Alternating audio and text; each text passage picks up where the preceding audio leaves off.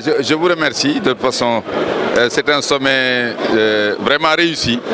Et nous voudrions féliciter le président Macky Sall et le gouvernement du Sénégal, mais aussi l'Union africaine. Parce que vraiment avoir 17 chefs d'État et de gouvernement présents en même temps et vraiment presque des milliers de personnes venues du monde entier, vraiment ça a été une grande réussite, mais aussi du point de vue de l'organisation. Donc ce sommet porte sur un peu les questions de souveraineté alimentaire et de nourriture pour l'Afrique. Et je crois que les sujets, pour l'essentiel, ont été abordés par d'abord le président Macky Sall, le président Buhari et les 17 autres chefs d'État et de gouvernement présents.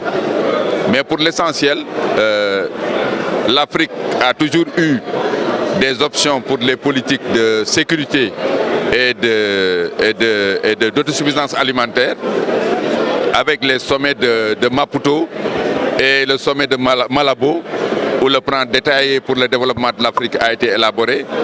Mais depuis la survenue de la Covid et de la crise ukrainienne, le problème alimentaire et de nourriture sont devenus plus aigus. D'où vraiment la pertinence de ce sommet. Et aujourd'hui, l'ensemble des pays africains ont opté pour une souveraineté alimentaire de l'Afrique.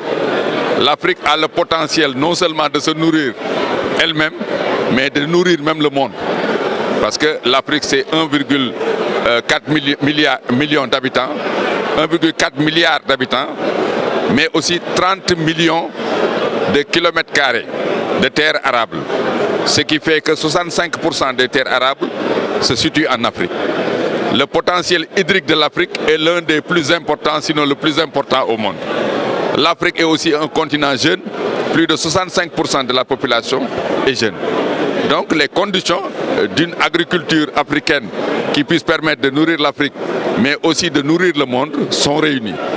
Maintenant, les différents présidents ont décliné les politiques et vraiment nous avons un bon espoir.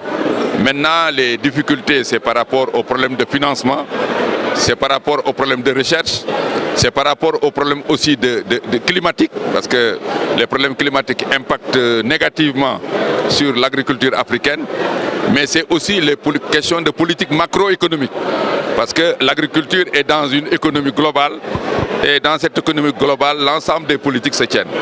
Et c'est la raison pour laquelle vraiment nous pensons que les réflexions du sommet Dakar 2 pourront permettre à l'Afrique de faire encore des bonds en avant dans la résolution des problèmes de souveraineté alimentaire qui sont des problèmes structurels et qui nécessitent du temps. Mais le président Macky Sall nous a dit que le problème de la souveraineté alimentaire est aujourd'hui une urgence pour l'Afrique. Donc il faut accélérer le pas, il faut hâter le pas, il faut mettre les énergies et les priorités sur la nécessité pour l'Afrique de se nourrir parce que le premier facteur d'indépendance, c'est l'indépendance alimentaire. Africain, voire mondial, donc on ne pouvait que en fait, aborder rapidement certains points. Mais la politique de consommer local fait partie des sous-bassements de la politique de souveraineté alimentaire parce qu'on produit pour les Sénégalais. Faudrait-il maintenant que les Sénégalais consomment ce que les Sénégalais produisent? Et je crois que là, c'est une dimension importante de la question. Et vous avez eu raison parce que quand on produit ce que les gens ne consomment pas, en fait, c'est un investissement à perte et cela ne sert à rien. Mais aujourd'hui, c'est les populations, et particulièrement les jeunesses africaines, qui réclament le consommer local et qui l'exigent d'ailleurs. Vous savez que l'ensemble des aliments consommés au Sénégal, que ce soit le tchéboudienne, le riz au poisson, que ce soit le tchéré, etc., en dehors du poisson, du riz, il faut nécessairement de l'huile.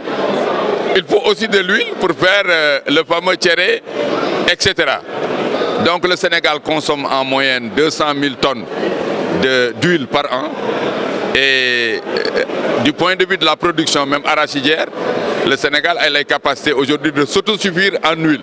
Parce qu'il faut 600 000 tonnes d'arachide coque pour faire 200 000 tonnes d'huile pour la consommation. Mais aujourd'hui, le Sénégal consomme à peu près l'huile d'arachide sur moins de 20% de sa consommation. Donc il faut l'inverser et cela commence d'abord par faire de sorte que les huileries sénégalaises puissent être suffisamment approvisionnées, que l'ensemble de la production n'aille pas dans les autres pays et où la valeur ajoutée va se réaliser. Donc c'est l'un des problèmes fondamentaux et la Sonacos est en train aujourd'hui d'inverser la tendance parce que de plus en plus, non seulement nous produisons plus d'huile, mais nous sommes en train de renouveler le matériel et les équipements industriels pour nous permettre d'avoir les niveaux de rendement et de capacité aptes à nous permettre au moins dans 3 ans de pouvoir produire au minimum 50% de la consommation des Sénégalais en huile. Merci.